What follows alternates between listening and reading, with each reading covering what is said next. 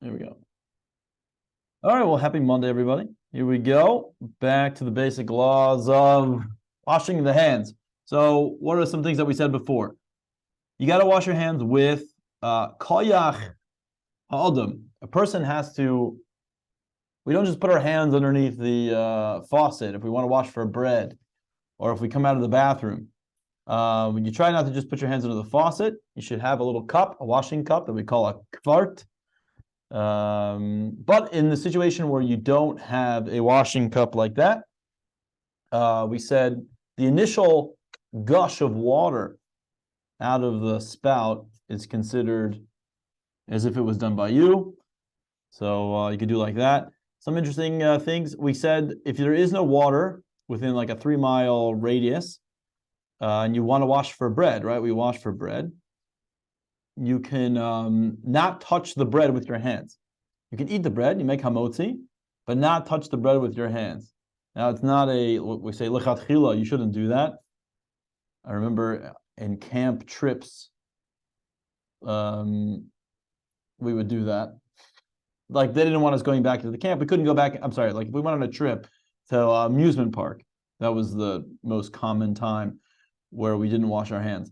Whatever, there wasn't enough water, there was no water around, and you were a Johnny come lately, like myself, on numerous occasions for whatever reason, I remember just eating the sandwiches in the plastic bags. I would hold my hands on the plastic bags and eat the sandwich like that. I had a friend, Joe Bazzetta, whose birthday is 2 days before mine, who ate his sandwiches like that.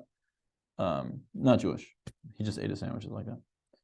What else did we say? When you are touching any food that has liquid on it, and we're going to say which liquids, but for sure water. If you're going to touch a grape or an apple that you washed, but you didn't dry fully, you have to wash on the tilas yadayim. You have to wash your hands like you would for bread, but we don't say the blessing because that washes our hands. That washing our hands like that, 1, 2, 3, 1, 2, 3, washes away tuma. And when you touch something wet, that could be makabel tuma, which could receive tuma, ritual impurity, we for sure don't put that in our mouth. That we don't want that to become part of who we are. And we're going to say it doesn't just apply to water. It's going to apply to a few other liquids. There are 7 liquids which are mekabel tuma, which can receive ritual impurity. Now, this is a mystical, metaphysical thing, for lack of a better word. So don't ask me to explain it too deeply. It's about as much depth as I know. Okay, we also spoke about chatzitzas. Maybe we didn't. We'll talk about it now. Let's just keep going. We're making good progress. We're holding by sim and mem. Pretty good. Okay, before you wash, so in this case for bread, or not just bread, actually, even for if you're going to have an apple that's wet, right? Before you wash, inspect your hands to make sure it's clean without any chatzitza. Chatzitza, especially if you're a woman, this is a word that is common. Chatzitza means an interference. Yeah, some sort of interference. If you have long fingernails, we're not big on having long fingernails. Kabbalistically, you shouldn't have long fingernails for other reasons. It brings on klipa, which we'll say for a Hasidus class. If you have long fingernails, then clean them carefully so that underneath them, there's no mud or dirt, because this constitutes a chatzitza. Even men, before they go to the mikvah, which we don't have an obligation to go to the mikvah, but we do anyway, well, if possible, we also clean our fingernails before we go in. You can't do that on Shabbos, by the way. You can't clean your fingernails on Shabbos. You can't make a scratch on Shabbos. That's why when you cut the bread, remember when we spoke about cutting bread, cutting the challah, you make that cut, you don't actually make a cut. You don't make any indentation over there. We don't make a cut because that's kind of like drawing. That's one of the reasons. We don't draw, which is funny because why don't we draw or why don't we make some sort of mark? Because it could be like making a contract. It's similar to making a contract. You're not allowed to make a contract on Shabbos, where it's like a lot of degrees removed. When can you make a contract on Shabbos, by the way? When's the only time you're allowed to make a contract on Shabbos? Write a contract on Shabbos. If you're going to buy land in Israel from a non-Jew, then you you are obligated to write a contract on Shabbos to do it. Shabbos actually commands you to do it, demands you to do it. Okay, if you have long fingernails. What? Quick question. Yeah. You know how a lot of, younger ladies, they do like those fake nails. They're like long nails, Yeah. but they're fake. Yeah. It's also. Yeah. That's a problem. Yeah. Yeah. Yeah. Yeah, that's a problem. Okay. Sorry. I don't know if I'm saying sorry to you. I don't know. But anyway, it's a problem. We're gonna say also got to remove your rings and stuff. Okay, here we go. If you have long fingernails, clean them. You must also remove your rings so they will not be considered a chatzitza. It's going to say, though, about a bandage, I believe. Let's see over here. Okay, so let's go over here. If your hands are colored with dye, so it depends. If you're a person that works with dye, if there's any, I'm going to say it outside, if there's any what's called mamashis, kite, if there's any substance, yeah, if you're working with like, whatever, you're working with some sort of dye that leaves like something that you could like chip away, move away, get rid of, but with your fingers, then that's considered a chatzitza. But if it's like you can't feel it, yeah, the dye is on your fingers. I see Omar is on, so he works with a lot of colors, and I think Khan also does. If you can't push it away like this, it's like it's like a marker. That's not considered a chatzitza. Okay, let's just see it inside. If your hands are colored with dye, but there's no substance to it, merely the coloring, this is not a chatzitza. It's not an interference. But even a little tangible dye stuff is on your hands, it's considered a chatzitza.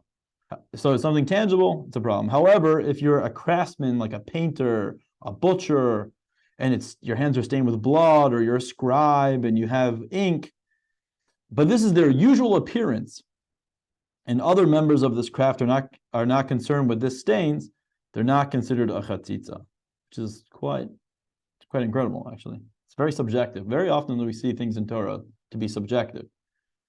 Okay, what is like the majority of the people do? What do you mean? This is like God's intent. Well, who cares what majority opinion? No, God's saying it's a partnership in creation and bringing a deer to B'tachtonim, bringing me into this world. I need you. I need your input. I need your mind. I need your emotions. I need everything about you to be involved. Similarly, if you have a wound on your hand, so this is very common, and there's a bandage, you have a band-aid covering it. It's painful to remove it. So it's like really stuck on you. The bandage is not considered a chatzitza, which we'll talk about much later on. We're over there. It also talks about casts. I believe you have a cast, whatever. If you can't remove it, you can't remove it. Which, just popping into my mind, what if you're someone that needs crutches on Shabbos?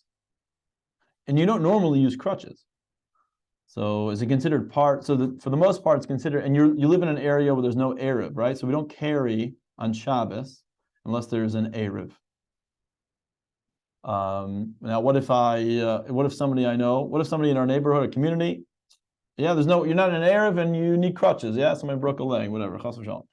Then if you can't walk without it, most Rabbanim, a Rav will typically say, no, it's considered part of your body. It's not like considered part of you. And you can use it on Shabbos, or a cane. If you really need it, then you can use it. How's that related to this? Somehow in my brain it was related. Okay, the water must come upon your hand through manual effort. We did this already. Okay, first flow. What happened over here? Okay, let's keep going. Did we do this already? I feel like we're coming. It's forbidden to eat. No. We did this like last year. Oh, last year? No. Last year. Last year we did this? What does that mean? Yeah. It means we did this last year. We started from chapter 1, no? I don't Maybe think you like referenced, exactly you were, yeah, I think you referenced to these because you were talking about all the washing hands last year too. Oh, interesting. Yeah, I remember because I asked a silly question. I was like, does hand sanitizer count? Oh, that's a good question. Okay, fine. Good question. Okay, I don't know. Okay, well, I guess we're moving along. Whatever. It's good to do chazara anyway. It's a mitzvah.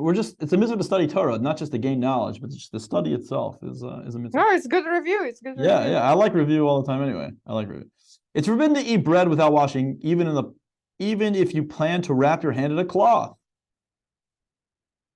Okay, that kind of contradicts what I said before. I'm not really sure. Okay, if you're traveling and do not have water, if you know that within 4 mil, okay, which is about a little less than 4 miles actually. So if you don't have any water within 4 mil, yeah, a little less than 3 miles in any direction, in the direction you're heading or a mil behind you. Okay, sorry, yeah. It's about 3.68 miles in front of you and a little less than a mile behind you. There's no water, or if there is water, then you have to go get it. Now, I was a little kid, camper. We had a bus. Nobody was going to, the bus driver was not going to drive for us. Or the counselors were just lazy, and they're like, oh, it's a little hack over here. That's probably more likely what happened. Okay, but they told us the bus driver won't go. But even if after traveling these distances you will not find water, or you're with a group, oh, maybe that's why, or you're with a group and you're afraid to be separated from them, and similarly, if you're in an emergency situation, you can just wash your hands, and you're unable to wash your hands, wrap your hands in a cloth. So in this case, we always did it in the plastic, left it in the plastic bag or the paper bag, or put gloves on, and then you may eat the bread this way. So that's probably why, because it was a group. Okay, I forgot about that. Interesting. It's good to know. Okay. You guys got that? It's like a very bizarre, whatever. You can't touch bread without your hands being washed. So just figure out a way not to touch the bread. Okay. Didn't Ari brought up an example at that time from Talmudic or from some tractate that if you one of the sages said, I don't remember his name exactly, but he stated apparently, if one is attempting to eat bread without washing hands, it's considered as if he had relations with a prostitute or something like that. So it's like impure, basically. You cannot eat. Bread is like. That's funny. That's not the lesson that I drew. I thought it was just like whatever, no investment of trying to have a relationship or whatever, or like no effort on your part. Okay, Ari, is that true? Ari's probably fielding a call right now. No. I was actually I was like reading this paragraph here, and I wasn't paying attention to what you were saying. What were you saying? I'll tell you later. Okay. I do have a question about this, but you should read it first. The next one, okay. If you went to the lavatory before the meal, okay, so this is a problem, and I'll tell you what I do. If you went to the lavatory before the meal, so that you have to wash your hands, right? After you're done, we have to wash your hands. That was in the very beginning. Yeah. And you also have to wash your hands for the meal. So there are numerous questions as to the best procedure. Because basically, what's the problem over here? You're going to have washed your hands. Which bracha do you say first? Yeah. But I'll just finish this and I'll just tell you it's a very simple solution to this problem. But you guys got the problem? You come out of the bathroom and got to wash your hands. So what gets precedence? And your hands are going to be pure, like ritually pure. So do I make the Asher Kiddishanu B'Mitzvah Tavet Zivano Al Natilat Yadayim first, and then eat, and then say the Asher Yatzar? Or should I say the Asher Yatzar, the prayer for after coming out of the bathroom first, and then Al Natilat Yadayim? Yeah, that's not even. So therefore, the thing to do is wash your hands first in a manner that does not meet the halachic requirements for washing of hands before a meal.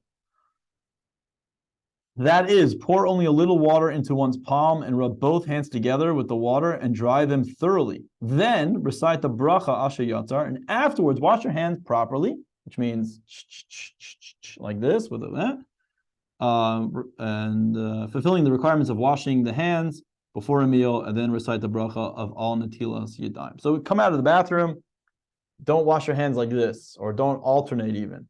Just wash your hands like enough. Put some water in your hands, go like this, say Asher Yatzar, the blessing from coming out of the bathroom, and then wash your hands properly for the bread. Now, I'll just tell you something that I do. I don't know, I saw somebody do it maybe, or I just made it up. But I come out of the bathroom, if that's the situation, which happens, yeah. I actually just touch my shoe. I touch the bottom of my shoe. After I wash my hands, I take both my hands and I touch the bottom of my shoe, and that makes my hands now ritually impure. Then I have no problem. Yeah, no problem saying the bracha. Okay, Ari, you got a question? Yes, that was actually you just kind of answered it because the I actually learned this last night in my class, and my Rav told me. Well, I understand what he was saying now. He said that you just come out of the bathroom and then you wash Natilat Yadayim, and then you say the bracha. But the situation was it was a little different. The background was like the bread just comes out, like it's like coming out of the kitchen, and then you have to use the bathroom, and then you go right, and then it's like it's just like a weird timing. So like by the time you come out, it's already ready to eat, right? So you can just go ahead and wash Natilat Yadayim, and then say chamotzi, eat the bread, and then after you've eaten the chazait, then you can say Asher Yatzar. But I think the issue was the purity of the hand, because I think the Shulchan Aruch is saying like in that case you're not assuming impurity. It's just kind of like unclean, like unsanitary, but it's not like Ritually impure. Right, exactly. Right. Exactly. So that would make the difference. Yes, exactly. Good point. So if during a meal, you touched your body in areas that are usually covered, or scratched your head, or urinated, you must wash your hands a second time, but do not recite the bracha. Yeah, there are certain right? Touching your shoe, touch your armpit, anything that's usually covered, scratch the bottom of you scratch your head. Any place that's like it's impure, whatever, it's like unclean, you have to wash your hands, but don't make a bracha after such situations. Quick life hack: if you're not in a place where there's water or you like, it's just not practical. We wipe just wipe your hands like on the table. Just go like this on the table. Yeah, like whatever. Okay. So too, if you moved your bowels and washed your hands during the meal, you do not recite Al Natilas Yadayim. Okay, anyway, you gotta go wash your hands. You go to the bathroom, you gotta wash your hands. But you only make Al Natilas Yadayim in the morning when you wash your hands for the first time ritually, and anytime before bread. That's the only time you make that bracha, Al Natilat Yadayim. Al Natilas Yadayim. If you eat something that was dipped into a liquid, there we go. I think it's going to tell us which ones. Is it here? No. Quick question, Rabbi. Yeah. For the morning, how do you do it? Is it just like one and alternate? Because I know there's like different for Yeah, alternate. Alternate, Okay, but you okay. don't touch it with your hands. Touch it with a cloth. right. Your wet hands, this is something that people don't do, and it's a big problem. You don't touch metal with wet hands, or you don't touch plastic. I mean, plastic is like we're not really sure, but we're machmir. We're what's the word for machmir? We're like concerned. Stringent with regards to plastic. Certainly metal. We don't touch it with our wet hands. So before you wash bread, we don't touch our wet hands onto the handle. You should. But that's only for bread, though, right? For bread, and in the morning. Anytime you're going to make an al natilas yadayim. You're right. Because it's a ritually impure. Al natilas yadayim is to take care of anything ritually impure. It's a ritual thing, and so therefore, in the realm of rituals, right, we don't want to deal with tuma. We don't want to deal with spiritual impurity. So anytime you're going to make an al natilas yadayim, you hold the cup with a towel or a cloth. Now, in a situation where you don't have it in the morning, for example, like you're camping and you don't have it, then we go ahead and do it without using a cloth. But anytime that you should always try to have a cloth in your hand. Okay. Now, don't call someone out in the middle of them doing it, especially if they tell them afterwards. No, really, it's not a good thing. Okay. If you or wash first, and that usually piques their curiosity. If you eat something that was dipped into a liquid, or if a liquid came into contact with the food and the food is still moist from the liquid, this is what we're talking about. We did this. We definitely did this. Yeah, last year. What do you mean last year? We talked about really? Interesting. Yeah. Okay, fine. I'll keep going. Even though you will not touch the part that is moist, nevertheless, you're required to wash your hands. So this is what I was talking about. Yeah, you have an apple that's wet. You washed it. And even if you're like, I'm only going to touch the dry parts of the apple because we don't touch the liquid, yeah, It's a problem. You can't do that.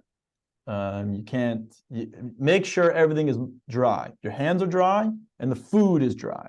Very important. But do not recite the bracha and netilas yadayim. So we wash our hands. And I spoke about this. I spoke about this at the seder. We have karpas. Yeah, when you dip the celery in salt water, or an apple in salt water, or an onion in salt water, whatever your custom is. We wash our hands, right?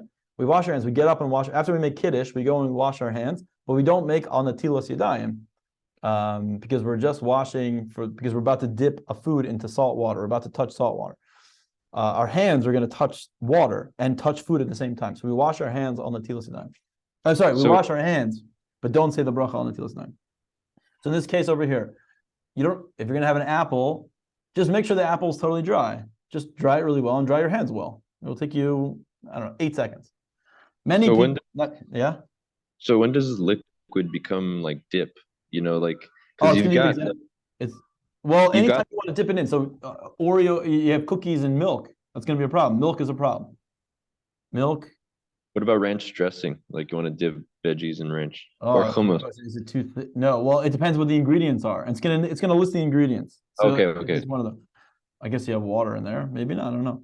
Many people are lax in fulfilling this requirement, but every God-fearing person should be stringent about it. Okay. There are 7 liquids with regard to this law of if your hands are going to touch it. You got to wash your hands, ritually wash your hands before. If your hands are going to touch it, you're going to put it in your mouth. This is a problem. What are the 7 liquids? Wine, vinegar, honey from bees, so not date honey, olive oil. You guys want to know an interesting halacha? Anytime you're going to have olives, there has to be some olive oil on it. Okay. Pretty sure that's a halachic widespread. Maybe Mrs. Weinberg could confirm that with me. But I once got yelled at by somebody who taught halacha, and he said, "You're eating olives without olive oil on it. That's a problem." I should before I say. Why is that? Why is that again? It's a halacha. I don't know. I should look it up. I just remembered it right now. I never remember. Interestingly, when I went to Borough Park one time for Shabbos, and we went to shul there in Chabad, and one of the local rabbi's wife said there was like olives all over, but they didn't put it in olive oil. And she's like, "Yeah, you make sure that you put them into olive oil." And I'm like, "Why? What is the reason behind it?" She's like, "It makes you stupid." And I'm like, "What?" That sounds like very Russian. That makes you stupid. No, yeah, I don't know. Maybe that's what it is. Maybe it causes forgetfulness or something. Maybe it's one of these instances. I don't know. I have to look it up. I just remembered it right now.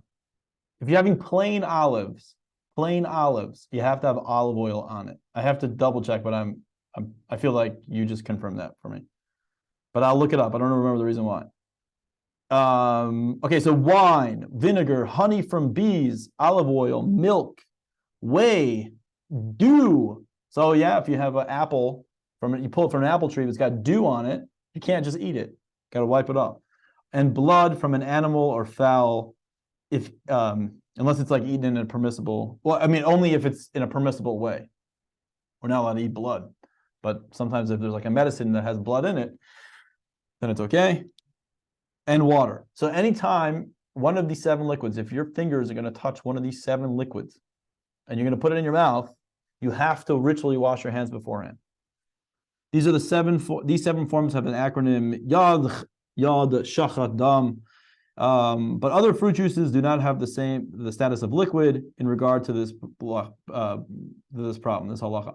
See, fruit juice, apple juice, if your hands are wet with apple juice, that's not a problem.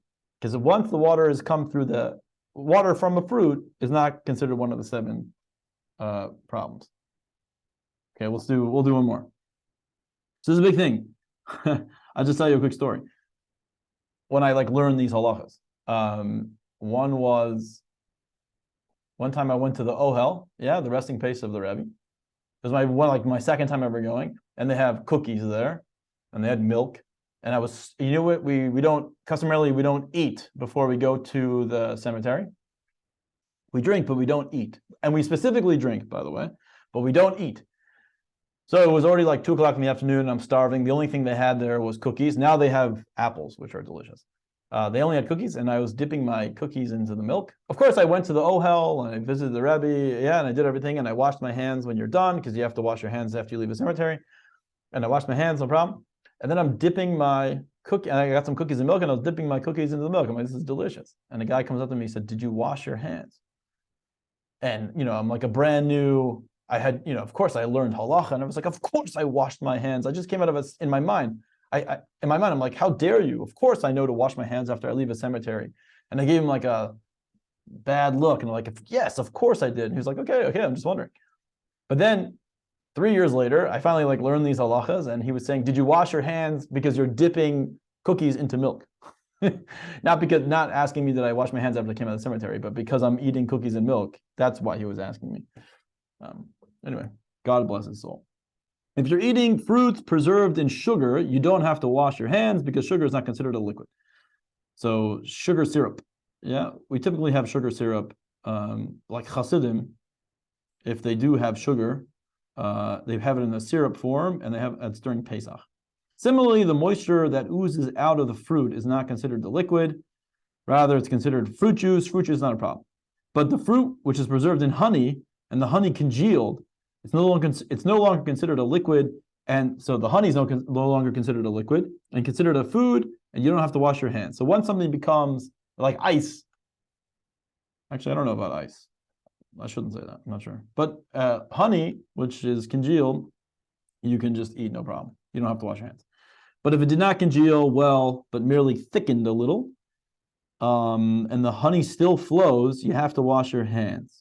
So let's say ranch dressing, which has water in it. I bet, Ari, it depends on how thick it is. How thick is that water? How thick is that dip? And of course, we know the thicker the dip, the more delicious it is. Yes. But if it did not congeal well, but merely thickened a little, and the honey will flow, you have to wash your hands. So like on Rosh Hashanah with the apples and everything. Yeah, the apples and the honey, you wash your hands. But we do that during a meal, so it's fine. Do we? Yeah, because you wash. We washed I Mamoti think before? you do the bracha on the bread before you do that. Okay. Like I don't remember washing specifically for apples. You're doing. You're doing. So wait, which? Okay, I think you're right. Yeah, you're right. The fruit we have. Okay, exactly. So too regarding butter, which is in the category of milk.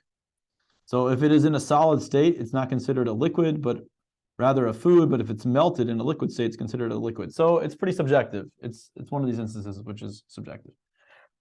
Okay, we'll stop here. I have a question. Bella got first. I heard Bella's name first. What? Go, Bella. What if you apply the butter in a solid state and then it melts to the heat of your toast? That would be well, you would wash your hands for the toast anyway because the toast is bread. Fair. But it would be a problem. Yeah, it would be a problem for sure. Well, what if you have it on like a baked potato? Are you going to touch it with your hands? You're not going to. It's only a problem if you touch it with your hands. I don't know. I eat like a savage. Yeah, so we have to graduate to human, and we'll eat it with a fork. And no, I don't know. I don't think it's probably going to be a problem. Yeah, and even if you don't touch the liquid, we said, even if you're just going to touch a dry part, it's probably a problem. So yeah, baked potato with. But you're eating it with fork, okay? Yeah, of course. Yeah, exactly. If you're going to eat any of the stuff with a fork, it's okay. Exactly. Yeah, because so for the term, so it's basically the liquid or any part of the liquid which was added or dipped into, it's becoming as a medium for a potential impurity to transfer. Exactly. So that's why. It's a good word, added. Yeah, exactly. Yeah. Wait, somebody else had a question? Who else had a question? Good. I do. Yeah. What's up? Oh, Zimmer, what's happening? Yeah, what's up? Hi, Rabbi. Yeah. What about, do I have to wash my hands if I have a solid like a cake that is dipped in hard liquor like rum? Rum. So alcohol is not considered one of the 7. It's okay. You can do that. Alcohol is not one of the 7 liquids that is a problem. Dip everything into rum. Yay. I don't know how. Yeah, exactly. Thanks. Yeah. Okay. Any other questions? I forgot my question. It's okay. I'll ask later. Okay. Cool. Okay. Awesome. Bye. There should be Rambam tonight. Yeah. Everyone, all the teachers are now posting their own classes. So like, Yeah, Wilhelm's posting his own class. Schneer is posting his own class. Rabbi Per is going to post his own class. Rabbi Silverberg will hopefully be posting his own classes. And then there's a couple women teachers that once in a while teach, and then they'll be posting their own classes too. So there should be Rambam tonight, 8:30 p.m. Eastern time, New York City time. And okay, that's it. All right, everybody, enjoy the rest of the day. You too. Yeah, see you guys. Eat well. Thank you. Rabbi. Yeah, sure. See you, Mike.